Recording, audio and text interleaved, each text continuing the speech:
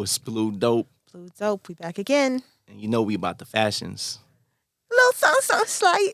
Little something, right? Now don't even downplay it. People go online to see what Olivia Dope is wearing. I don't know why. Sometimes I really don't know why. I mean, I like my 90s aesthetic and stuff like that or whatever. I just stick to what feels comfortable for me. I don't think I'm like a fashion girl, but Really? no. No, I think it gives that. It gives that. Oh, thank you. Yeah. I just do what I like. Yeah. You mix it up and you always switch it up so people pay attention. I'm a student of culture and style, so like the 90s aesthetic, it's where I live. Got it. Mm-hmm. I've been spending a lot of money on clothes since the 90s. Yes, you do. Like, I was an iceberg guy. You know, I was one of those. I did the Evisus.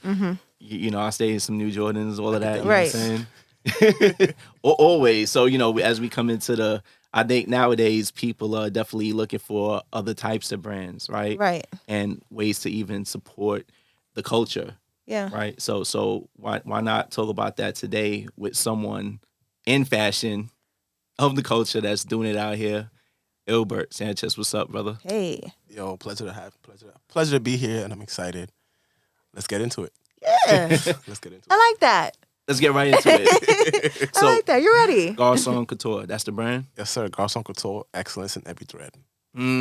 So we gonna get there, but we want to understand your upbringing. That's a big part of Blue Dope because we want the audience to understand who you are, how you got here. That it's not just a overnight thing where you decided I'm gonna stitch some things together and we're here. Yeah, the journey's important. It's always important. So first, I've always tell people when I meet them, I'm a Garifuna man. People are like, what is that? Who? Garifuna man. Guafino. Garifuna. Garifuna. Yeah, Garifuna. All right. I'm going to listen to the episode like 4 times. I'm going to get it. You're going to get it, yes. So explain that to us. So I was born in Honduras. Right? My first language is Spanish. Okay. My culture is Garifuna. That's a whole experience of just the food that we eat, the music that we listen to, how we dress. So we're Afro-Caribbean and Arawak-Indian. So we got exiled from San Vicente. Okay. And we ended up on the outskirts of Central America. So you'll find Garifunas in Belize, in Honduras, in Nicaragua, and Guatemala. Wow. So the reason why I speak Spanish is because Honduras is a Spanish-speaking country. Right. But before that, I'm Garifuna. Wow. So gotcha. I'm really just connected to my culture within that. Right. And a lot of my upbringings come from my culture, which is why I don't take anything for granted. Nice. So now, just thinking about Honduras, I think people, associate with different things, but because you're in the subculture, it's a little bit different. Right. Got it. So, what was you were born down there? Yeah, I was born in Honduras. When did you come up, and where did you come up to when you came? Right. So I came to the South Bronx of New York. South Bronx, yeah. During the crack epidemic, I was like about 6, 7. Oh, you came in the height. Oh. Yeah, and not knowing English. It was me and my parents, 1 bedroom. And it was like a culture shock. I'm like, damn, Americans don't eat 3 times a day. You know, in Honduras, you eat at a certain time. You know, you eat them like at 7 a.m., at 12, and at 5. Yes, and that's like you have to be home. And those times. And I realized that when I came to America, people weren't eating as much as I thought they would. And there was so much options to eat. It was like all types. It was like Caribbean food, it was Chinese food, it was the pizzas. That was different for me. Yeah. Right. For us, it was like the same type of food that we had. Got it. And so that's complete culture shock. Yeah. Were you like, why did we leave? Oh, I knew that we were in better hands coming to America because it's poverty. You know, it's a third world country. Yeah. There was a lot of things that was the violence. Okay. You know, it was like a murder capital. And at a young age, I knew that we were on the up coming to America because coming to America is, as a lot of Caribbeans, coming from the Caribbean, it's like coming to America is the better dream. Yeah. You know, it's like a better lifestyle type of thing. And I knew what my parents wanted for me at the time because I was the firstborn, so it was only me at the time. Yeah. Oh. So it was just you down there? Yeah. Got it. So you're literally first generation to come up, not even American, but just to come to the States, and you're learning as you go with your parents. In the South Bronx. South Bronx. Yeah. There's like crack everywhere. Yo, there's crack, it's fights. Yo, it's like people's carrying guns. And then I was in my lingo class for about until like the 3rd grade. Okay. And you get teased from my accent, the way I dressed. So all of that is just a lot of things. I had to learn how to defend myself, how to cut ass, like all of that stuff came early. Yeah. And plus, they're like, "Yo, you black? Why you talking Spanish, bro? Exactly. Why you speak English?" Exactly. Right. But in South Bronx, though, like, was the culture mixed at that point? Like, did you still so have my neighbors, Spanish? my neighbors were like Puerto Rican and Dominican. Got it. So you was hanging out with them at first? Not really, because they look at my skin complexion. They're like, "Oh my goodness." That was definitely, you know what I mean? So colorism, a heavy thing. So it was one of those. Even like through high school, I just realized I knew where I stood. Got it. You know, and I never faltered, or I never really questioned myself where I belonged. Wow. So let's fast forward then, right? So growing up in the Bronx, outside of that, when did you decide, hey, fashion is my thing? Fashion wasn't my thing until I got to college. Wow. Yeah, I was big into art. Okay. I played ball in high school. You know, everybody has hoop dreams. I wanted to go to the A. Yeah. You know, but you know, you learn like you're not even that good. I was a shooting guard. Okay. You know, so what it was, I always had a passion for like typography, for art. So I was doing logos. I was doing mixtapes, doing websites. I just loved art. Yep. You know, graphic design was my thing. And then my school was a vocational and technical high school. So I had the advantage to like learn all of these softwares before I could get into college For free. Oh, right. wow. Yeah. Yeah. So, and I was like, oh, I'm nice in this art thing. Let me try this. Nice. You know, so from there, shortly I went to SUNY Cobleskill, which is where I met my business partner at the time. Okay. From SUNY Cobleskill, I went to FIT, which was like my dream school to get into. Like FIT was like all the top designers, because FIT is known for like fashion, but it's also known for like the better designers of like the nation, like who are good at graphic designing and advertising. Oh wow, I didn't know that. Yeah. So you went for graphics. Right. So when I got in, I started crying because I was like, yo, I really got into like my dream school. Wow. Which was FIT. You know, I had to show them my portfolio, I had to show them my sketches. Yeah. And I was in a class full of Asians and some white people, you know. So I was like, all right, I gotta go in and come in and show out. Another culture shock. Yes, every year of my life was a culture shock. Every year of my life was a culture shock. Which I learned how to adapt. I adapt fast to my environment, and I just, you know, whatever comes to me, I just attack it. Yeah. And I've always had that type of strength. Nah, I feel you. I mean, even with the basketball thing, I was like a 5'9" small forward. Small forward? Exactly, which made no sense as you grow up. Like, I was being trained like that when I was like 11, 12, and I stopped growing, and it was just like, you can't play ball no more, especially if you trained as a forward. Man. Nah, like, and then everyone started being 6'5" and up in my position, and I'm just like, it was over. I'm gonna just go do some music stuff and some other stuff with that don't matter. But So let's talk about, you mentioned your partner, right? So the company, is it a 2-man team? Like what's okay. It isn't a 2-man team. So we still gonna stay there though. Because I want to understand how you met your partner and what his background was to pull you out of graphics into something else. Okay. So we met at because I love to dance. I've been dancehall. We did dancehall. Remember the era where dancehall was at the key. So right now, Afrobeats is at the top right now as far as like the genres, like the most popular genres. Yes. When I got into Cobleskill, that dancehall was the thing. Like it was like Elephant Willie Bounce, the Frog Back, all of that stuff was key. So we met on the dance floor on the first day of school. Yeah. We know. Right. So I was a dancer. I used to study Pasa videos, and long and behold, I met my business partner on the dance floor, and we got cool. And he's Haitian. Okay. From Flatbush, Brooklyn. Oh yeah. Born in Haiti. Yeah. Who came to the country around this, like he had the culture shock as well. Okay. So if you look at our stories, there's some alignment there just from our upbringings. Yeah. But we didn't know until later on. You know, so with that it comes with like the work ethic. Yeah. It comes with like what our values are, the respect for our cultures and for our family members. And he's from Flatbush and I'm from like the South Bronx, so we understand like two hoods. Right. Well, greedy, like you know, it was like what you see is what you get. Yeah. You know, so what happened was we became college roommates, and then he went to SUNY Plattsburgh, then I went to FIT, but we always kept in contact. And so yo was doing Pasa, yo was out there busting the dance, and then all of a sudden your roommates. Yeah, because we were so cool. He was on a soccer team, and I had like 3 jobs, but I was always in like graphic design. Okay. You know, so we was hustlers, and we always vibed. We would like travel to different schools to dance. Okay. Like we went to Albany, SUNY Oneonta, Mooresville, Delhi, like all them upstate schools. We was going to schools to like battle people and dance. Like we was dancing all over the country. all over the country, a little bit of upstate New York. So it was that, like, we just built all of that type of love throughout the years that we were at Coldskill.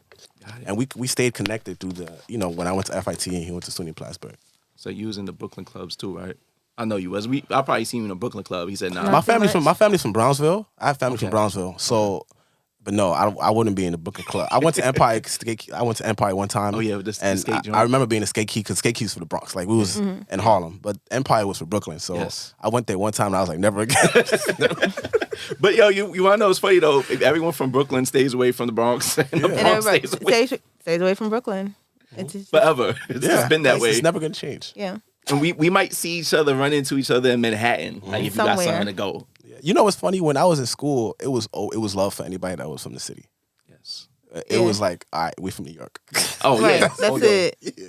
That's and there's everyone else that kind of moved into just go to school. Yep. So you were in the dance circuit in the SUNY upstate schools. Did you ever cross into the fashion show circuit? Because I mean, that was a big thing out there too. I remember. So I remember wearing a lot of jerseys. Right, I was wearing jerseys, but then killed it. But the thing about it is when you were a dancer, everything. Yeah, he did. So annoying. But when you were a dancer, we wasn't dressing like the jerseys. We would be wearing like Vans, like some H&M jeans, and like H&M like shirts, because that's H&M was popping around that time. Yeah. Right. This is before Zara came about. Yeah. All of that stuff. H&M we would go to the game. Right. We'll go there and we dress like that. So, and I really wasn't. I was a fan of fashion, but I just didn't have a passion for it at the time, and I really didn't know what it would mean to my lifestyle down the line. Okay. You know? And it's important to understand like little keys in life that gives you like little clues of like where you'll be heading.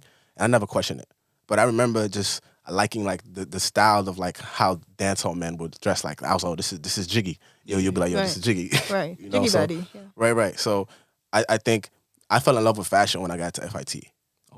Yeah, because it was down the hall. It was in the next classroom. Right. I started to dabble in like fashion and like the fabrics, and I started a streetwear brand at FIT. So I started doing T-shirts, and because I can do logos, I was like, I could just do my design work and put it on a T-shirt. Right. And people started wearing it. Like I had it on the Breakfast Club. Like Charlamagne was wearing it. Wow. DJ Envy, Mac Wilds, Danny DeCane, like it was like, okay, it's like 07, it's gaining traction. 2008. Yeah, 07, 08, 09. I mean, you said Danny DeCane, and that gave me a date range right, too, exactly, right there. Right. So they was wearing it, and like the hats. I had hats, but the thing was, it wasn't true to my identity because I wasn't wearing street clothes like that. You know what I mean? And I was like, wearing the H&M fast fashion, right? But I knew that I knew how to run a company at the time, and I was like, all right. There was a lot of trial and errors. Okay. And when people say about put your 10,000 hours in, that was like my first 100 hours, just like doing like the streetwear and understanding like fabrics and what works best for men and what works best for women and these different types of bodies and shapes. That's when I started to do like a lot of trial and error during that time. Okay. And my friends were in the fashion department, so I would go and dabble within that, understanding how to do press runs, you know, how to do screen printing. I learned all of that stuff at FIT. Wow. Yeah. So I was doing that on the outside. Okay. What was the name of the streetwear line? IG Apparel. It was IG Apparel. Yeah. So, and it was like getting bigger and bigger, but I just wasn't feeling it. Like my heart wasn't telling me to continue with it. Wow. And I was like, I need to do something that's gonna be everlasting. Okay. Right. Something that's gonna be timeless. Right. And I was like, I just gotta like let it play out and see what happens. And I mean, it's a big thing because it's not to downplay.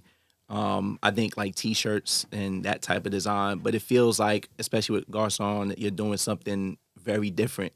So you're getting into that. So you started, it was the different fabrics and the textures that you kind of got more involved with. Yeah. And just learning how to customer service. You know, I already knew how to build a website. You know, I already knew how to do like an e-commerce website. You know, I knew marketing.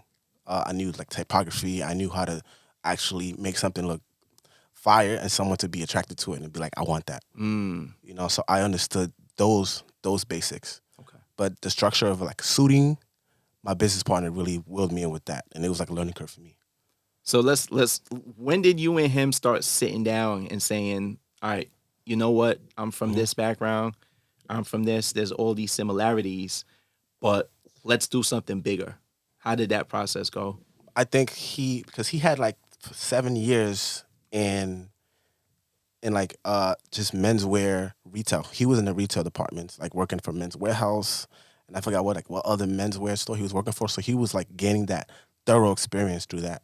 And at the same time, what I'm doing on my end, without even speaking to him, like really understanding what he was doing, I was like just doing marketing and branding and like really building my network and like just knowing the who's of in fashion and entertainment and in these different type of industries. Like I would be up and down to the fashion district, just making friends, like just genuinely just being kind. I'm a kind person. So I was just like making friends from like the people from years ago and just like keeping them connected within my circle.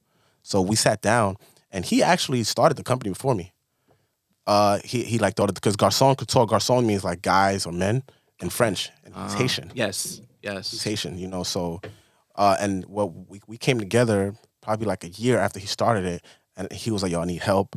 I think what you have and what I have, we could be like the Avengers of fashion. So I was like, at the time I was a designer. I was still graphic designer because when I graduated from FIT, I worked at Vibe. I was lead designer at Vibe magazine. Then I went to Scholastic. I was at CNN. So this is like what I wanted to do with my career. We're not going to gloss over that. Right. You said lead design? Yeah. Like so at Vibe magazine. Yeah, so I was the designer for, when you opened the Vibe magazine, I was on there, like for marketing designer. It was like, wow. Yeah, it was me, yeah. Wow. How long were you at Vibe? I was at Vibe for probably like a year, and then they got sold to Spin Media. And I remember that like it was yesterday because I always questioned God, like, and that's why I learned how to just be more connected with higher power and like speak to my ancestors to understand why this is happening. Why am I getting like laid off? Okay. So Vibe magazine was Vibe Media, but then they got sold to Spin. Got it. So then Spin Media had their own designers, the team of designers, and then they let us go. Wow, the whole team. Yeah. Wow. Yeah. So but at it was the time, a blessing. Yeah, it was because I was asking myself like, am I here to do fashion or am I here to do art? Right. But I looked at it in the inverse, because I'm here to do fashion using art, because fashion is art for me. Yes. Right. Yes. But that'll answer like down the line, and I'll tell you how those come together. Okay. So you leave Vibe, go to Scholastic. That's really random. It's like Scholastic kids books. Yeah. So Scholastic is kids, students, and teachers. Okay. Yeah. So no, I'm sorry. Kids, parents, and teachers. Parents, yeah. teachers. So it's 3 divisions. Yeah, and I was just designing for them, and I enjoyed it. Okay. Then I was at Skanska. I was just building my portfolio. I still do some design here because I just have a passion for art. Yes. Right. So, and I put a lot of my art into my clothes now. Okay. So what happened was when my business partner was like, yo, listen, let's come together. Let's be the Avengers of fashion. We launched the company in November of 2016. Mm-hmm. The company is called Garcon Couture. Excellence in every thread. It's accessories. Accessories? It's like ties, bow ties, tie bars, pocket squares. We launched it on Black Friday of 2016. I remember like it was yesterday. And we uploaded 345 accessories on the website. Wow. One shot. Right. So I built the website. I did the logo at the time. And we was like, let's just do it. And we hit launch. So we launched it. We had like a launch party in December. And January comes around and sales is not all that good. Mm-hmm. And from my experience, doing IG apparel, there's things that we have to add. We have to implement. We have to add more ad dollars. We have to like just actually be more present. Be intentional about what you want to sell, how we're going to sell it. Mm-hmm. So we did a pop-up at one of my boys' cribs in Harlem. And that's where we had the suits there. And again, it was a learning curve for me because my business partner knew more about suiting than I did. So this is why when it comes to partnership, you have to be able to like put your ego to the side, put your pride to the side, and like really just take in what you can learn. Yes. Because that makes you just much more powerful. Right. I feel like that because he knew so much. And it's when it comes to suiting, and I did it. If I wasn't receptive to that, that would have made us weak. So me having an open mind, listening, and like really like taking notes, that made us much more powerful. Wow. And it goes both ways because we will teach each other that, So we did the launch that day, and we sold like probably like 2,500 in suits. So mind you, the accessories are there. We thinking it's an accessories company. And this is only 3 months later, and you start doing the suits. Yeah. Wow. Right. So this is why when people start the companies, you never know what it's going to look like 6 months down the line. Right. A year down the line. A year and a half down the line. So sometimes people are like, oh, I'm going to start when I'm ready. Just start. Just go. because you never know what it's gonna look like, and the more you hold on to it, the longer it's gonna take for you to really find out what you're really doing. Yeah. To know if you really want to do it or not. I mean, from a business perspective, what was your SKU depth like when you launched 350 products? Did you have like 10 of each, or how much of an investment did you make into that? We had like 7 to 9 of each. Okay. When it comes to bow ties and like ties and stuff. I remember the first order we had was $250 worth of like someone buying it. Okay. And nice. But I just feel like it just wasn't, the retention wasn't there. Okay. And I think that with the suiting, the profit margin was much higher and connected to the time that we had, like the time and like just the equity, all of that stuff just didn't balance out with just accessories. I'm like, we need to add more. Yeah. So my business partner was like, I've been trying to tell you that, let's do this. And I was like, all right, cool. But big question here, where did you get the finances from in the beginning? Was it from your jobs that you had prior, or? The beauty about understanding your numbers is you have to know that you have to make sure that it's enough to pay for itself. So when it came to the research as far as like the manufacturers, my business partner put up his money for that. But this is before I came into the picture. Got it. But then when I came in, when he came in, the biggest finance part was a little shortly after we did the pop-up, and I had a premonition. I dreamed about, like, it was like a wooden door and it had a logo on it. And also my business partner lives in Miami. So I'm learning, we're learning from each other. He's in Miami, I'm in New York. Wow. So when we talk about communication is key. Yeah. So even when it comes to like relationships, any type of relationship, business, love, it's communication is so key. Important, So we was FaceTiming 24/7 because there was so much things that we had to teach each other. Wow. So at the rate that we were going, we was like, we have to really step into the suit game, and I need you to understand this like from like the back of your hand. And this is 2016, 2017. So when I seen the premonition, I called him the next day, like, yo, bro, Gilly, we have to find an office in New York. I don't know why, but somebody's telling me like we have to get an office in New York and it's gonna work. The fashion capital. And I remember dreaming it, and it was a logo on a wooden door. So I woke up the next day and I convinced him to like what our budget was, and I checked like maybe like 40 different offices within 2 days to find the perfect location for us, because location is key. Yeah. Right. Not only location, but we had the funds for it, to answer your question, right? So we found a spot in Grand Central, New York.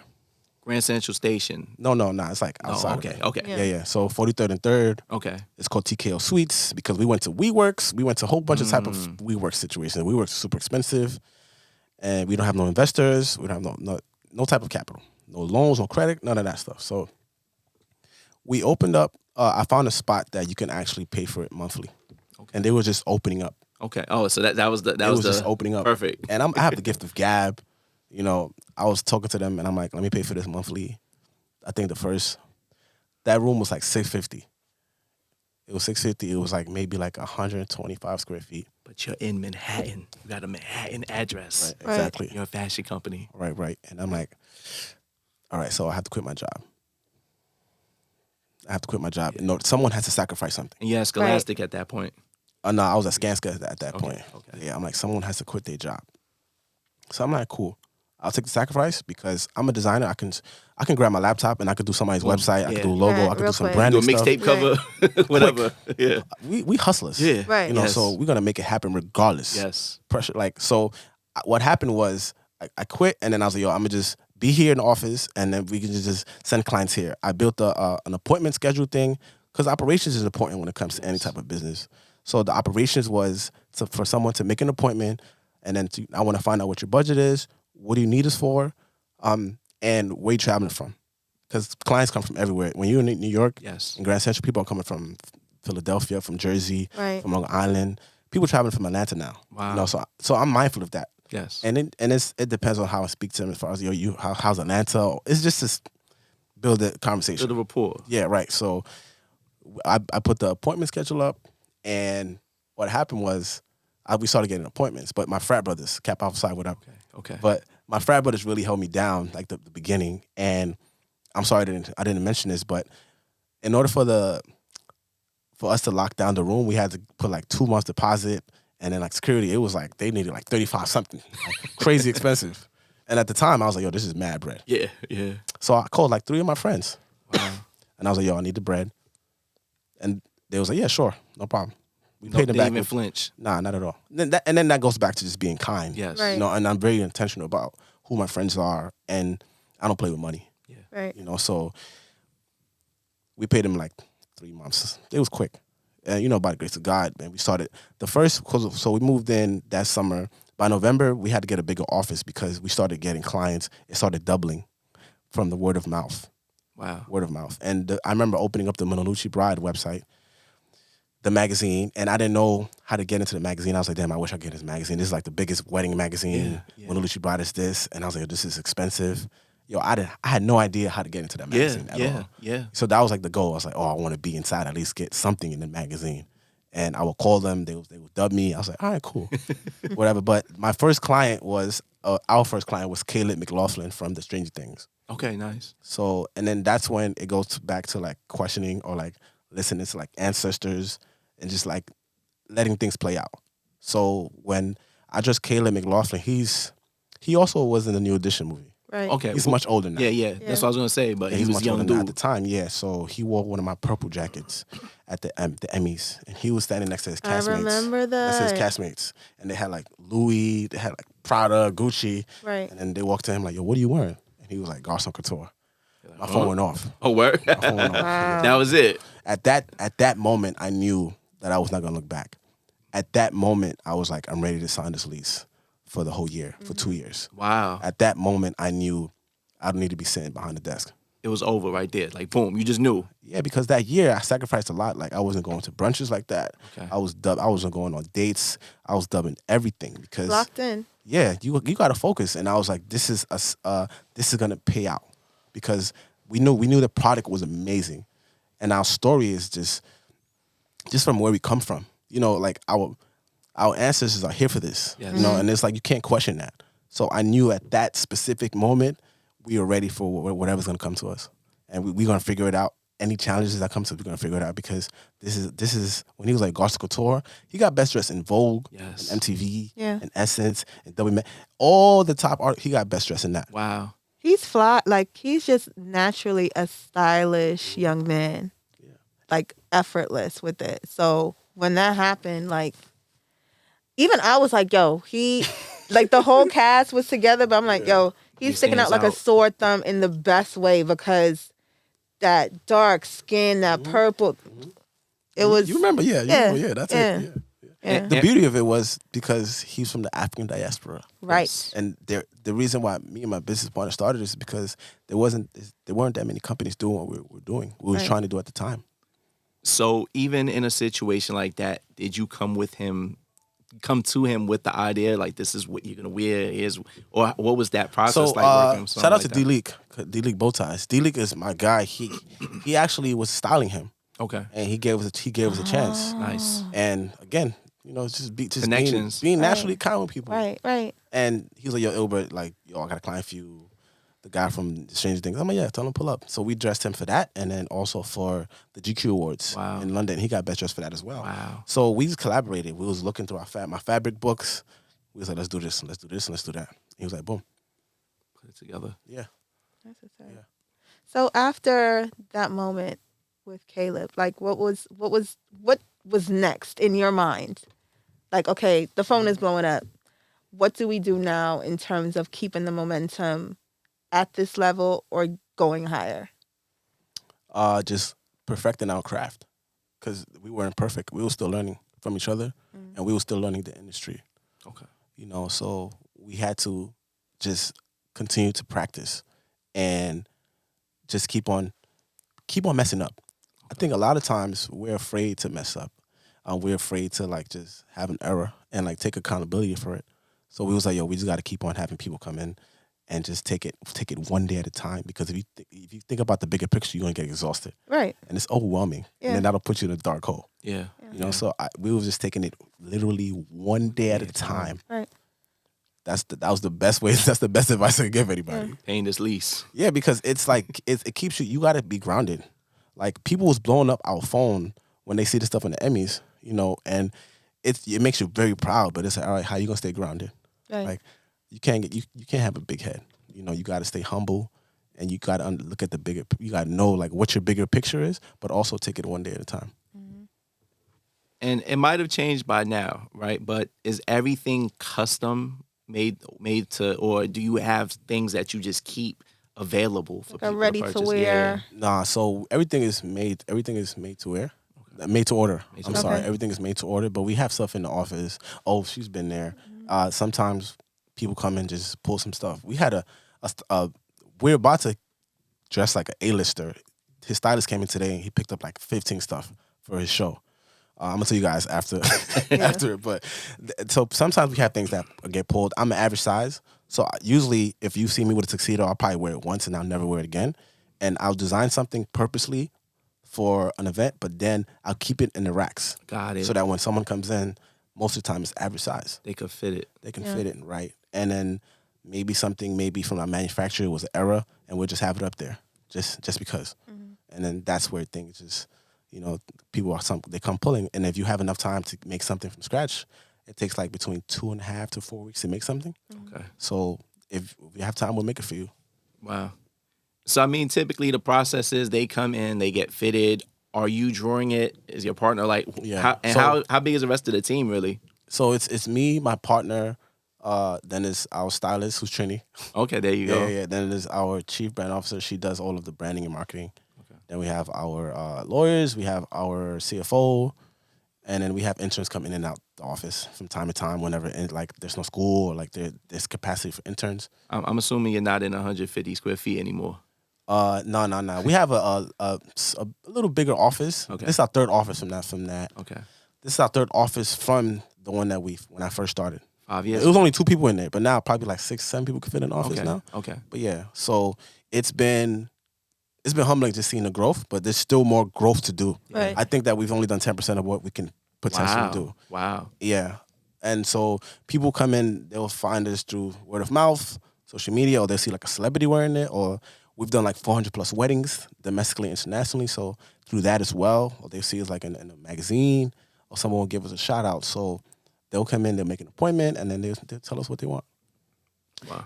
So you had a very amazing moment featured in Essence magazine recently. You want to talk about that? Which one? See, look at that. Look at that. I like that. With Danny. Oh, yeah. It's on Essence. It was? Essence. Yes. It was? Oh, I forgot about that. Yeah, that's it Daniel was so viral. I mean, oh yeah, Daniel Brooks. Yeah, there's a different way to do like a light flex. You do so much joints, you forget. You forget. But I would love for you to tell how that shoot came about, how that moment came about with you styling. First and foremost, I want to give a big shout out to one of the best stylists out there, Kelly Augustine. Mm-hmm. Kelly is a stylist. Yeah. And Kelly was like, yo, Ilbert, I need you. Come through. So I'm like, yo, anything. And she's from the Bronx. Kelly's from the Bronx. Wow. So she was like, yo, I was like, yo, let's do it. So, we FaceTimed and we looking at fabrics and just thinking about the concept. She told me what the concept was. Like, yo, this is an engagement shoot. This is the look that I want. And boom. So Danielle was in Canada shooting. So we had like a Zoom call. Mm-hmm. And we actually, so usually I do digital consultations as well. So if you guys are not in New York or Miami, you can actually Skype us. Okay. And I said Skype, it's old school. Zoom. Yeah, Zoom. Skype missed out. I think about that a lot. Yeah. Skype. Yeah, they dropped the ball. Yep, they definitely did. Yeah. So so Danielle was with like her assistant or something, and I was guiding her assistant with all the measurements. So when it comes to measurements, we're very precise. You have to be very meticulous to actually get the correct fitting for any size, right? So I was just guiding her like your shoulders, neck, breast, stomach, hips, calves, knee, cuff, inside seam, out seam. Yeah. The crotch area. It's not like, let me just get your waist and your length. Nah. Right. So I'm there like. What size dress you wear? No. Nah. Right. So I'm there like really like just being adamant about every detail because the magnitude of this can be huge. Yeah. And for us, it's excellence in every thread, and that has nothing to do with clothes.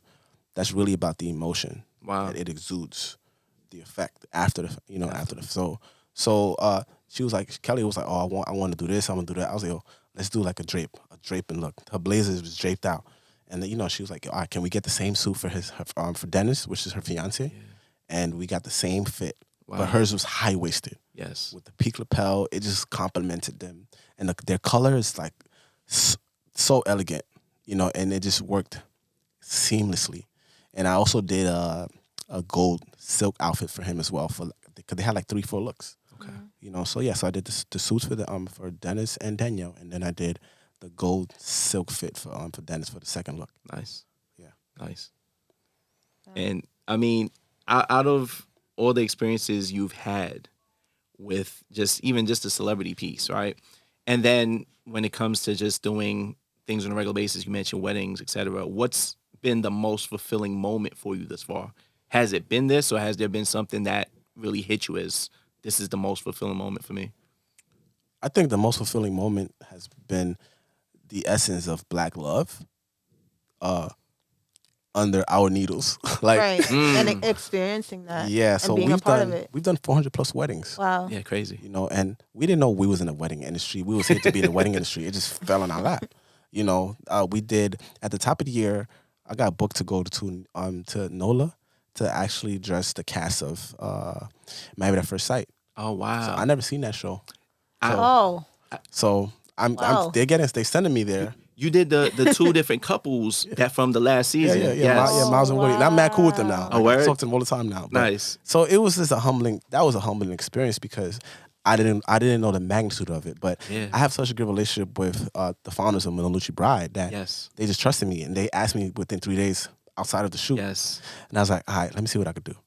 What's funny was that's the first season I started watching that show because my wife has been watching it for years, and I just caught on, and she's just like, no, they like this is cool and blah blah blah. So now I'm hooked. So and I'm gonna tell you another funny thing. You mentioned Munaluchi, so we gotta shout them out. The first time I heard of Munaluchi was when I got married in 2012. We were featured. My wife and our wedding was featured in the print magazine. Oh wow! And that was the first time I heard of him. And I'm just like, and I was a photographer at the time already, but I wasn't shooting weddings or anything. Oh. And it was kind of that moment where I'm just like, maybe I should start shooting weddings. Right. Like I'm feeling this whole thing, and Munaluchi It's a came a big thing. industry. Yeah, I'm part of the coterie now. Yeah. Okay. So, Welcome. Okay. So I've been rocking for a few years now. So but no, it's amazing because you mentioned in the beginning, how can I get into this magazine? But now you're just a frequent. And now I'm on the cover. They have on both of the covers of the joint, and I was like, "Oh, this is beautiful!" Yes. Like it just looks stunning. But it's bigger than me. It's bigger than my business partner. Yes. It's like the culture that connects with the culture that enhances the Black dollar. Yes. You know what I mean? So it's bigger than fashion. Like the essence of just Black love. And us being a part of it. That's like what the bigger picture is for me. And I'm just attracted to that so much where now the brides are crying because they're looking at how good her husband looks. You know what I mean? We're flipping. Yeah, we're flipping the whole story. Exactly. And then, men matter, like for the fact that now the guys care about how they should look. Yes. That's important to me. Yeah. How big of an impact do you think social media has made it for the men to care as much? Because I feel like as we've progressed, more couples want that experience where they could potentially go viral. So how do you think that's impacted your business? In a good way, because they like, damn, I need to look good. And the first thing to think about is Garcon Couture. Yes. That's what's up. I mean, I went to just like a rental joint and was just like, all right, cool. What's the best suit you got? Yeah, it's not the same. It's not custom. I can't. It's funny. I mentioned it to you before we were on air, but I just recently found out who you were, and it was because of a wedding, right? Yeah, so shout out to Edra Sabine. Yep. But I saw you there, and people were talking about you. They're like, "No, yo, it's Garcon Couture," and I was like, "Gordon Gartrell, what y'all said?" They was like, I'm "No, dead. it's Garcon Couture." So then, literally the next day, I'm looking through the new Munaluchi, and I see you there. But I bring it up because even with some of your fashions, it's funny. One of my boys, I'm shout out my boy Joe. He goes, yo, you see, like even the big brothers, they got the joint. It like wraps around, makes them look slimmer. And it was like, that's popping, that's dope. So I mean, it's those little details. Yeah, we take pride. We just take pride on how we dress someone. You're not gonna dress person A the same way we dress person B. So everyone who walks through that door is gonna get the same level of excellence, and the same experience.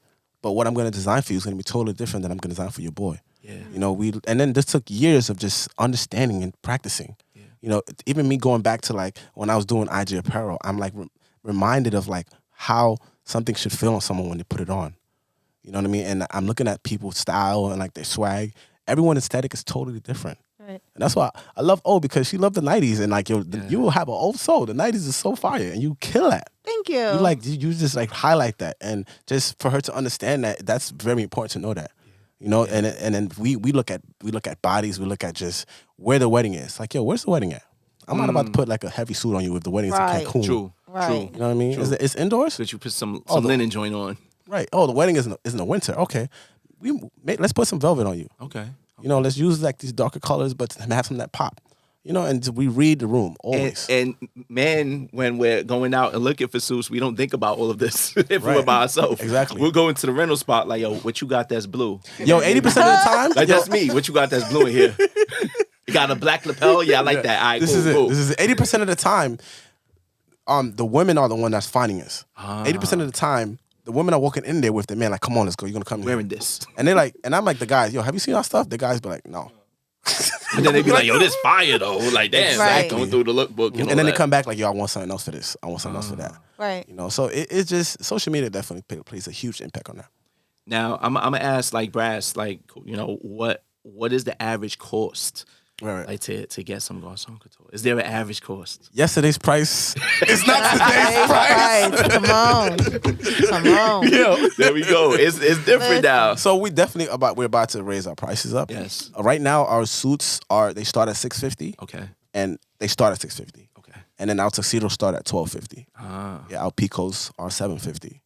Peacoats, you said? Yeah, we have peacoats, we have turtlenecks, we have vests. See, so I'm gonna keep it 100%, right? I think even for a guy, like, I'm scared, I'm nervous sometimes to buy, to pay for something that's very unique and pay a lot for it because I'm gonna be seen in it more than once. Like, so I ain't gonna lie, I'm gonna talk about that. Got it. So, I mean, do you ever have that with some of your clients where just like, yo, this is it for me versus a peacoat is something I'm gonna wear the crap out of that this winter if I get that? And right now, we're just practicing how to increase our retention growth. Yes. Outside of the other things that we're trying to fix. Mm-hmm. So usually we tell our clients, like, you're going to wear this suit for a long time. Okay. Because not only do we do decorative pieces, but we do conservative pieces as well. Okay. So right now, for the listeners, I have a green double-breasted suit on. Yeah. Yeah. Wear this a few times, and no one is going to say anything. Because right? you got the different shirts underneath, different accessories. You could definitely, like, dress it up, any way you want. Okay. So you can wear this jacket with some jeans. I could wear the pants with like a crew sweater. So I tell my clients, like, you'll be having, like, our product is so good that you're going to have it for a long time if you take care of it. But also, I'll help you on different ways to wear it. Got it. A lot of times, if you're going to come for something decorative, it's usually for a birthday, usually probably for like a black tie affair or a wedding. Got it. Our peacoats are heavy. The season's coming up. The peacoat season's coming up. People definitely, there's clients that they have a peacoat. So, because we're about to be 5 years, there's clients that have 4 peacoats from us because they bought a peacoat from us every year because they know the quality of it.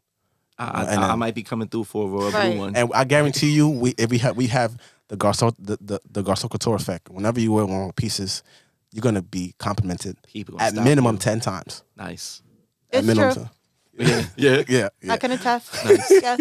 Yeah. So even with black suit, people are gonna stop you like, yo. So you were wearing Garcon Couture? Yes, at Harlem Fashion Row. Let's talk about this because I thought you were only doing men's. Oh no. So let's talk about this. Well, I'm an androgynous fashion kind of girl sometimes. Yes. So yeah, I definitely wore. She bodied that too. Thank you. Was it a blazer look? Like, it was a blazer. It was a blazer and one of my dress pants, but I wore his blazer, his floral blazer. And I feel like a lot more women are wearing blazers and even oversized right now. Like, that's in. But remember, I did Daniel Brooks. Yes. But in general, I mean, you have, like, what percentage is women versus men? It's been increased. We don't publicize it more, but we're working on our marketing campaigns to enhance that. Nice. So it's probably like 25%. Okay. Yeah. We do a lot of. I did Reese for when she got pregnant. I did the maternity suit for her. Oh. So I will predict, like, I'll ask you, like, yo, how many months are you? And I'll be like, all right, I'll predict how big your belly would be. This sounds crazy. I know, like, I'm listening to myself. I'm like, this sounds crazy, but that's really what it was. Yeah, that's really what it is. So when she came, I guess, and when she came in, the pants fit her perfectly. Nice. And then she did a photo shoot with it, and I've done it a few times. Nice. We hone in on the high waisted fit. Okay. We hone in on, like, just the fit to be perfect. Nice. Because you can't have a good fit and it's not be tailored to your body the correct way if it's meant to be fitted. Right. You know, but if it's meant to be loose, we could do that as well. Because we also do like old school men, you know, like the old school look, but we still give it a touch of modernization. Okay. To make sure that people know, like, oh, that has to be Garcon Couture. I mean, when you say old school, you mean just kind of like more of a classic type of look? No, or not classic. Even? So, you know, back in the days, the cuff of like the pants would be so small, but now, you know, not small, but it'll be wide leg pants. But now people want the quote unquote the European look, right? Quote unquote, but it's tapered. Yeah. You know, it's hemmed more. Yes. So this is like what the modern day look is compared to what it was. Showing. Right. That's a big thing. Right. That's the thing about old school men. I've done so many groomsmen that sometimes the dads will walk in there like, nah, I want regular. I was like, and then the wives is like, no, make sure you taper it a little bit. Yeah. So I meet them in the middle. Okay. I meet them, and then I want you to be comfortable also. With comfort comes convenience. You want to be able to sit down correctly. Yeah. You want to be able to stretch your arms, all of that. So we're mindful of all of them pieces when it comes to getting your fit, and all that is connected to the price. Got it. Yeah, you're thinking a lot. And I'm going to tell you, hey, this is how you should wear it after the fact. Yeah, right. Now, I imagine you don't go to all the weddings that you are a part of, but I recently saw you at one. And that was a very interesting moment. That was a moment. Yeah. That's apparently been going around online. Yeah. So let's talk about, I mean, you were one of the best flower girls I've ever seen. I'm going to put it out there. Yo, flower man. It's 2021. He did the flower man thing. It was different. So what happened was my boy Edro was like, he's like one of my frat brothers. You know, and he was like, yo, bro, I need you to be the flower person because the original flower person got COVID. It was a little girl, she got COVID. Aww. What am I going to say no in the middle of for your wedding? In the middle of the joint, and you one of his groomsmen. So I was like, you know what? Nah, I was his groomsman for the African wedding. So for this one, I was like, all right, cool. I got you. And I was just like, I'm going to just make it work and make the best of it. You know, you got to be a sport, man. You know? And I'm mad confident in myself. Like, I'm good. I'll be fine. Yeah, nah, you killed it. Like, you came up, you was just throwing it. It was like coming to America. Like, you killed it. But I mean, how do you like enjoying just those moments? Like, I think this year, and I have to celebrate. I was just telling Basquiat this. Basquiat, my videographer, he's one of the best videographers in the country.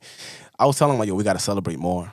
You know, we got to celebrate these wins because that just brings more value to like what your end goal is. You know, you when you celebrate these little wins and these big wins, you definitely feel much more content with yourself. Yes. Because sometimes we question ourselves. Sometimes we sit down and it's like, damn, man, am I really here to do this? Like, you know, all of us question ourselves and whatever it is that you wanted to do. You know, so you got to celebrate these wins. This is for validation. Yeah. So for me, it's like, yo, these weddings, we've done a wedding since April every single weekend. Wow. And at minimum 2. Wow. So, and we're in September? Yeah. Yo, we've done a wedding since April every weekend. So you're tired right now? I'm not tired. I'm up. I sleep enough. I got enough sleep.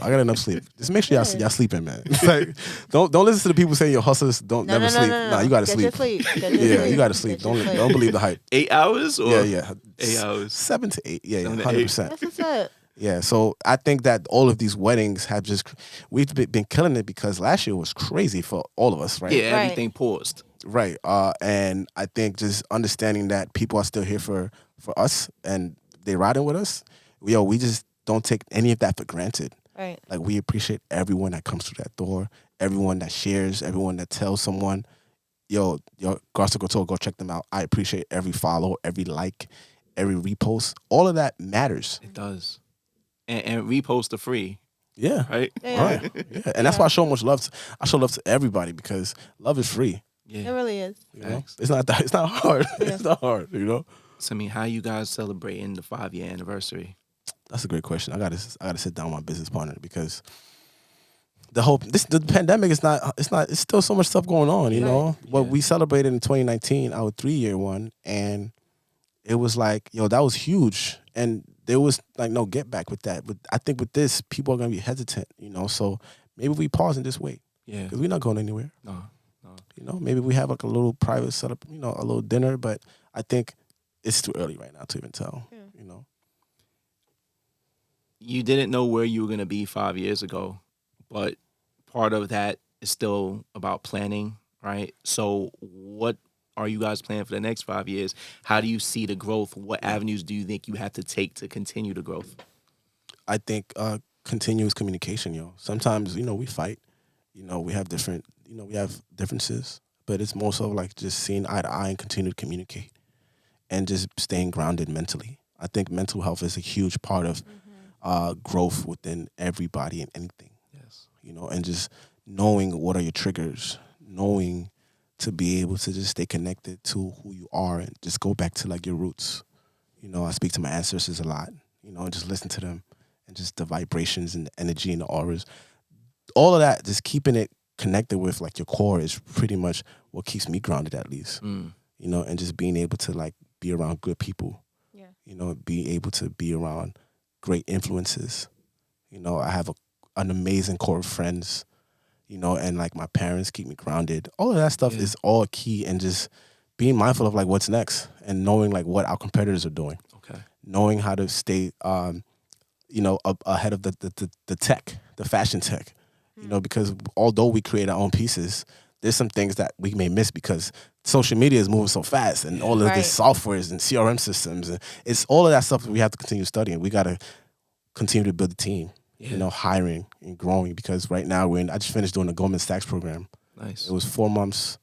It was like a hard. I've heard of that. I've seen. It's like a lot of it's people on like entrepreneurs type of thing. It was intense, and there's things that I'm going to pull from that, put into the company, and that's going to be able to actually grow. I want to be able to. We're about to open up. I'm telling you right now, but my business partner is about to move to Atlanta, so we're going to have an Atlanta showroom sooner than later. Do you have one in Miami too now? Yeah. No, we've been having one in Miami. So it's New York, Miami, now Atlanta. Yeah. So that's the thing. We have a big following in Atlanta because people actually book flights the same day in the morning. They come to us in the afternoon and they leave the evening back to Atlanta. Wow. That happens a lot. Wow. And this is why when you make an appointment, we ask like, "Yo, like where you coming from?" And we see a lot of Atlanta. I was like, you know what? It's time to set up shop. Time to grow. Yeah. Right, and it's just the beauty of the African diaspora that I love. Yes. And I love empowering the Black dollar. Mm-hmm. And I just love to see my people just look elegant. Do you get inquiries from Charlotte? Because it's like Charlotte's becoming like the new Atlanta. Do you get a lot of Charlotte? Yeah, 100%. We do. We definitely do. Who else? And it's also the stylists. Stylists hold us down also. Got it. When I did Joel Embiid, I did him for the ESPN cover, the last ESPN cover. Oh, nice. The yellow peacoat. Yes. That was us. Nice. And that was like 3 years ago. Yeah. 3 years ago. And I was like, I put it on, I sent it to him, put it on him, and I'm like, damn, I guess he's never gonna wear it. Well, he like 6'10"? And this goes again, this goes back again, like, yo, you gotta stop questioning and just let things flow. And then one day he just pulled it out. And then one day, one of our boys was like, you think you're slick? I know this is you. And then I was like, I don't know. And then in the bottom, it said Garcon Couture. I said, oh, son, that is me. Yo, you saw it and you forgot. I forgot. And I was like, yo, see, this is, and it was way bigger than what it was for, because I made those fits for him for All-Star Weekend. He was just supposed to be chilling. And it was like All-Star Weekend or ESPN cover. Yeah. Wow. Yeah. So sometimes you just gotta let things align. Came at the right time. Yeah, and it goes back to, I was always questioning what do I want to do? Was it art or is it fashion? There's so much art and fashion where I use Photoshop every day to build. When I'm showing clients my sketches, I'm showing them in Photoshop or Illustrator, and I'm like designing like their monograms for their shirt on Illustrator. So all of that stuff is still the same, connected, but it was for the bigger picture. Nice. Yeah. Nice. Letting it flow. Yeah. I was having a conversation with a friend of mine this morning about fear of success, where, it's not really the failure that we're scared of. It's more so when it's put into our hands, what do we do with it? And how do we navigate, because it's in our hands and we don't have a prototype to go off of, essentially. Mm-hmm. It's all on us. So a lot of people are afraid of what to do next, because when it becomes successful, you got to think of what's next. It's funny that you say that, because fear of success is something I let go like probably 2.5 years ago. Fear of success and fear of failure. We have fear of failure also. Right. And it's just being mindful of like what's on the other side of that. Mm-hmm. Complete bliss, just letting go of fear of success and just looking at the bigger picture. I heard Will Smith be talking about stuff like that all the time. Yeah. And you always be weird. I'd be weirded out when I see someone of a bigger caliber, quote unquote, or like Smith. So, yeah, and that's like what? But yo, they're humans just like us. Yeah. You know, so you learn. You be like, you know what? Yeah, I need to do the same practice. Right. Yeah. Talk to us about a time where you made something where you were like, yo, this is so fire, and the client was like, nah, what's this? Tell me. I know this had to happen before. Yeah, 100%. Yeah, it was a big wedding in Vermont. One of my close friends, she was getting married, and I was just her husband. And he came in, he agreed. He wanted this white look with the black lapel. And then he came in, he tried it on. He was like, okay, I like it. And then he went to the room, he came back, and he was like, I don't like this. Yeah, and then I had to give him a refund. Just like, yeah. Rightfully so. Yeah. Which is very rare because if you agree to something, made. you agreed to something, but it was like we lost money on that. But I've learned from that because he said he appreciated our customer service, and then he came back like after the wedding and he bought like 2 peacoats. Oh wow! Look at that. You know what I mean? Wow. So a lot of times it's bigger than just money, man. Yeah. It's really like just being present and understanding someone's situation.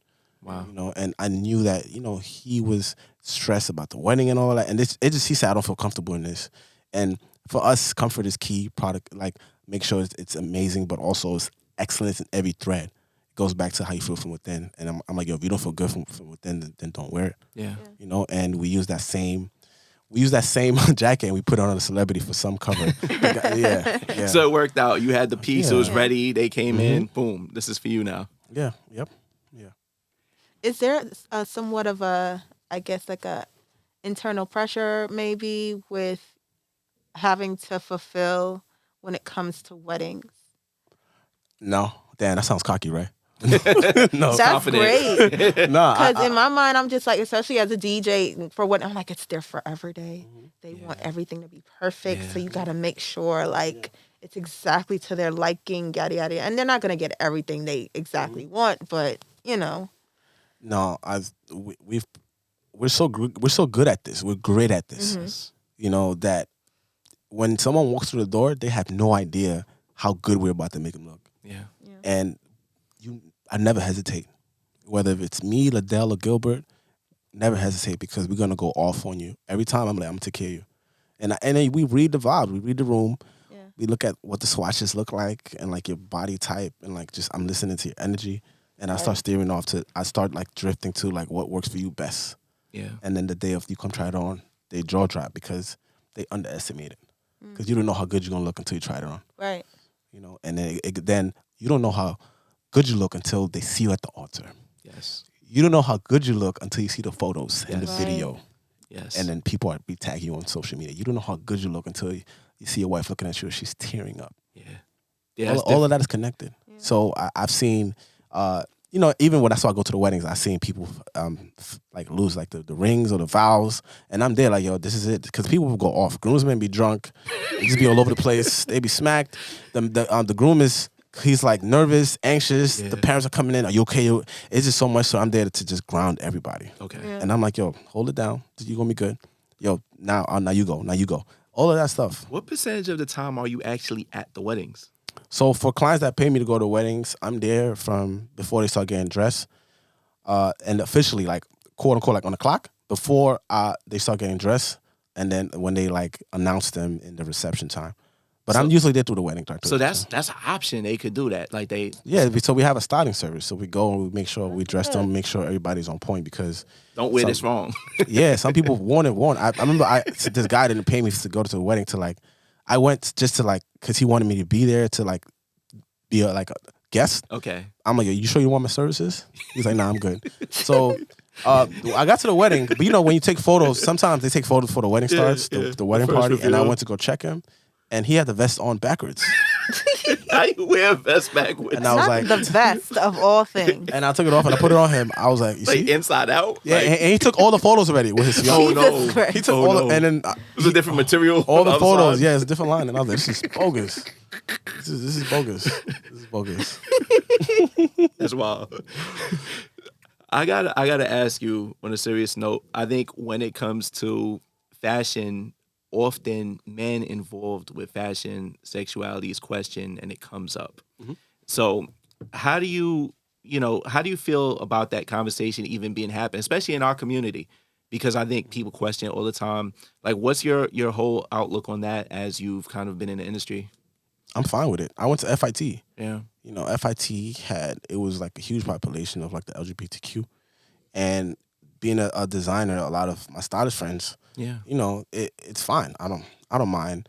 And I understand that because the fashion industry, I think it shouldn't be connected to like a certain type of people. Right. You know, especially being from Honduras, being Garifuna, I've always been the oddball. Yes. You know, in all types of even being teased, all of that stuff. So for me, I never faltered with that, and it's okay. So I don't take it personal. It is what it is. Yeah. Yeah. No, 100%. I think it's one of those things where it's just like our community's been so one-minded on things, right? Right. So It's interesting because when I first started designing, a lot of my boys they didn't believe me until they seen other people started wearing my stuff. And now they're like, yo, Ilbert, hold me down.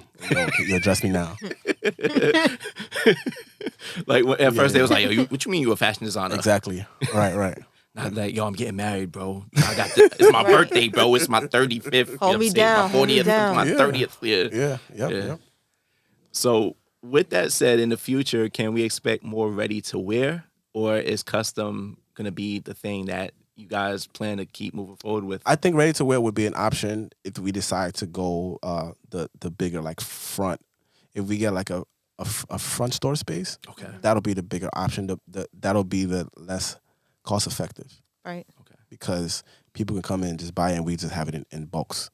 But then we want to make sure that the integrity of the culture of Garcon Couture with like the individuality of everyone stays. So that's something that we have to figure out. Okay. You know, because it isn't for everyone. Garcon Couture isn't for everyone. Yeah. Right. You know, it's for a specific type of people that come in and they want excellence. Yes. Right. You know, and I'm writing a book right now and it's called Excellence in Every Thread.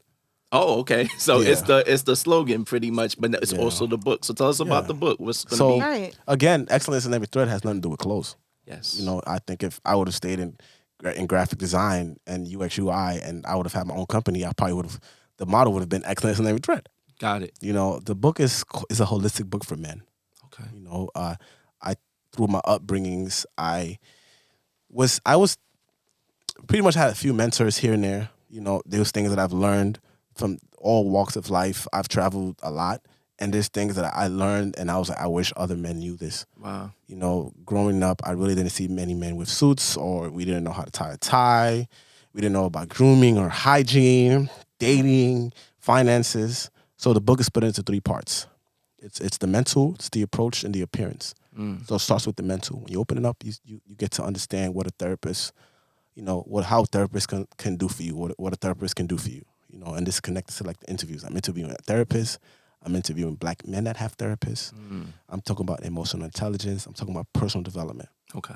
So then we talk about the appearance. The appearance talks about suiting, how to tie a tie, how to tie, you know, a pocket square, bow tie, hygiene, grooming, when to take your clothes to the cleaners, all of these things that sometimes we don't know how to do, how to wash clothes. Yeah. You know, so then the approach talks about real estate, finance, credit scores, how to negotiate salary.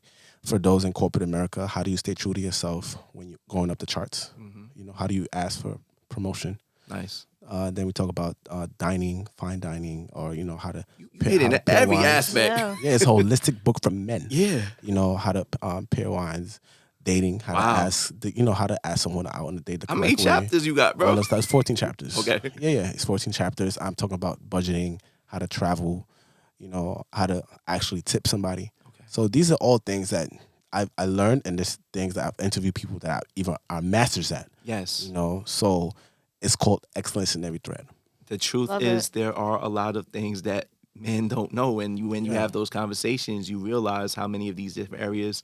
I mean, funny for me, like there was a point in my life where I only had one suit for like 7 years. Right. You know, because I was outside. I wasn't like going places where I need a suit. But it's kind of funny how, as you mature and you realize those different things, how important they are. And I talk about dress codes. I talk about streetwear. Yeah. And I'm not into streetwear like that, but I have friends that are masters at streetwear. Yes. You know, and I talk about all this type of dress codes, you know.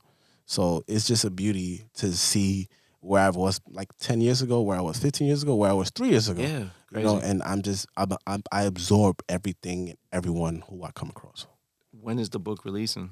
November. Yeah. Oh, okay. Awesome. So it lines up with the anniversary too of Garcon. So, I think it's a coincidence. I feel like I become a Superman, superhuman, like around my birthday. My birthday is the 28th. Okay. So November is around Thanksgiving time. Got Ever it. since I was younger, I've always felt at my highest around November.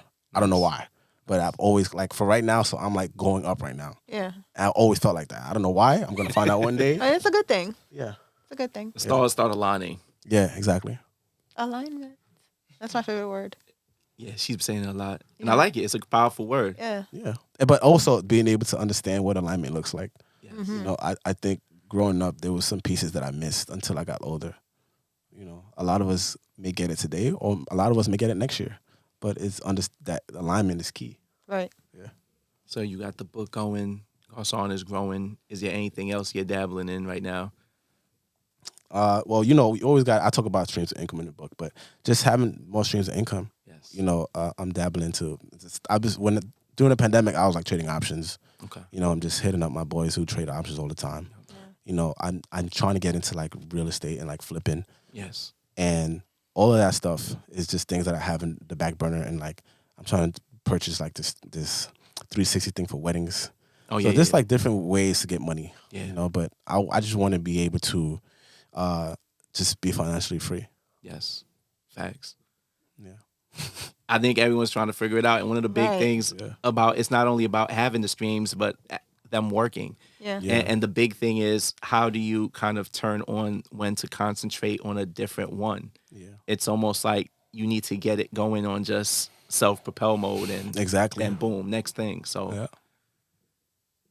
And that's all connected to like just operations. And I learned that in the Goldman Sachs program, being able to have an operations that can run on its own, yes. to be able to just leave it go and then go do something else. And trust those people you put in power in Yeah. those Yeah. places. Exactly. That's the hardest part. It's finding The people trust. you could trust.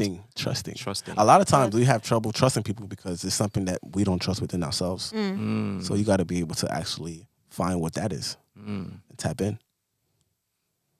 Therapy. I gotta ask. You have an active therapist that you go to? Yes, I have a therapist. I think that I highly recommend all of us to have therapists. I wish I would have had a therapist when I was younger. Wow. You know, I didn't understand just how much of a culture shock America was for me. Yeah. You know, I didn't know that until, and then I had a lot of defense mechanisms that stopped me Because of it. because of it. And that's why I practiced the 4 agreements. And it was like I would stop and I looked at myself like, why am I reacting like this? Why am I getting mad like this? Why am I getting triggered like that? And had I known about that earlier, this maybe some So the things therapist broke it down. They're like, yo, this is when they was calling you funny guy. Like, when you were 6 years And you old. had to defend Nah, yourself. you've been like that. Yeah. Yeah. So I think that all of us should just have a therapist. And let's stop the stigma when people say, oh, if I have a therapist, I'm crazy, or what a therapist is going to tell me about me. That's not what it is. You know, I think it's more so just to keep you grounded and to you start to know things that you didn't know before about you. Yeah. And then, you know, you get to take it in and you absorb it. And like now see how you react now that you know that. What are you gonna do about it now that you know about it? Because there are people who have therapists that still be wilding. It's true. You know, and let's be honest with our therapists. Like don't lie to your therapist. You know, you want to be able to like that's someone you can just be transparent with. Yeah. You know, and it's only gonna make you better as a person. Like life is precious. You know, and you should be 100% for life at all times. Nice. Facts. And I guess you're gonna be letting even more of that out in the book. Yeah. For sure. I'm gonna have to read this book myself. I'm not a man, but It sounds like there's too many gems in there to miss out. I can't pass it up. There's a few stuff in there. There's a few. That's connected to like the letting go of the fear of failure and fear of success thing. You know, Right. because I have so much stuff going on, and it's like stop giving yourself excuses for something that you want to do because men need to hear this. Men need to read this. Why exactly did you want to make the book? And the reason I'm going to ask you is because we've spoken to a lot of entrepreneurs on this show that have books. And, you know, I think a lot of it, even throughout the pandemic, a lot of the ideas for the creation kind of came out at that point.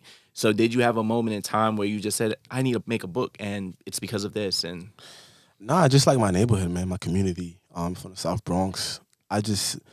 No one is wearing suits in the hood. no. And this has nothing to do with suits, but that's just an example. Yeah. Right? Because they think that I'm a banker or It's just it's just a lack of good examples of like people like really heading the right direction. Like I done had like a number of my friends who passed away, got killed, growing up, and then it's just there's so much lack in the community, and I wanted to just highlight things that can actually evolve them to whatever it is that they want to do.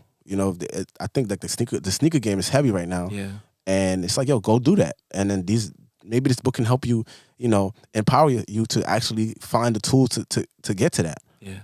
So it was more things that I wish like our community like can actually like really have an actionable item to like really go like get up and go. Dope.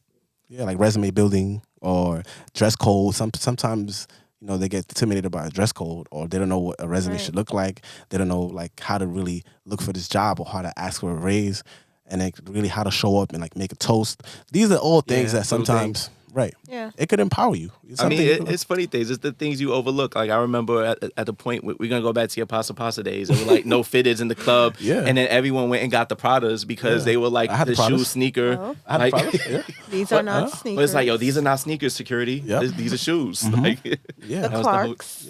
I just hope to like just leave a gem for someone. If I could impact like over 100,000 kids in New York at least, because my network is way bigger than that. But if I can impact these kids in New York, because that's home to me, that's going to be amazing to me. That's going to mean the world. Nice. Anything you doing right now with the children community? I usually go speak to. I'm always speaking to kids at different schools whenever my friends have career days. Okay, nice. I actually got to go to Staten Island like in a week and a half to speak to like some kids to the youth, and I usually have interns from Rikers, just like a program that the adolescents that they put in after they're done in Rikers, they put them in like a training program, and then they ask you, okay, it's a business training program, and then they ask you, all right, what field you want to intern at? So I'm in the system when they pick fashion. Oh wow! And then they'll come and they'll come and intern for you. Yeah, then I have and I'm into summer youth stuff also. So I'm always asking for a particular type of group of people to come. So it's like your African diaspora. For the most part, and at this age, and then coming to me. And then when they come, I'm speaking to them way more than just fashion. Yeah, I'm telling them about life, and I'm like, yo, listen, in a different world, you have to get this correct, because someone is not gonna check you and they're gonna let you, they're gonna leave you out to the dogs. Yeah, so it goes back to the youth. Nice. You're doing a lot of dope things. Yeah. Thank you, brother. I appreciate you. Thank you. And I think community needs more folk like you, right? At the end of the day. Absolutely. I'm excited for this book. I am. Oh, thank you. I appreciate it. I appreciate it. Where can everyone find you? You can find me on IG, the famous Instagram. Right. IJAY Sanchez. Okay. And then our Garcon Couture, GARCON Couture, COUTURE. And then we have our shoes, Illy and Gilly. Ah. Nice. We didn't even talk about the shoes. Yeah. But it's all part of it. I might be hollering at you for a royal blue peacoat, so let me do your 10th anniversary. Stop playing. There you go. Hey. The shoe. The shoe. You giving me ideas now. My wife listens to every episode too, so she gonna make you. We gonna work together on that. I got you, brother. I got you, man. Love it. All right. It's been dope, man. Yeah, for real. You guys been amazing. Thank you so much for coming through. It was a pleasure. A pleasure. Much success, and we'll be watching book dropping soon. Woo! It's Blue Dope.